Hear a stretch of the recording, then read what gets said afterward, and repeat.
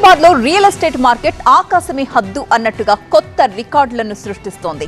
కోకాపేటలోని Neopolis లో HMDA నిర్వహించిన వేలంలో ఆ రికార్డ్స్ అన్ని బద్దలవుతున్నాయి.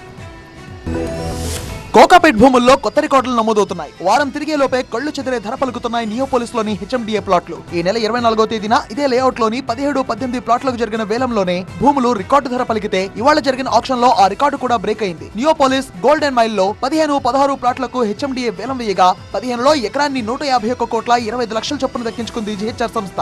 అలాగే ప్లాట్ల నెంబర్ లో 16లో ఎకరాన్ని 147 కోట్ల 75 లక్షలకు సొంతం చేసుకుంది గోద్రేజ్ సంస్థ.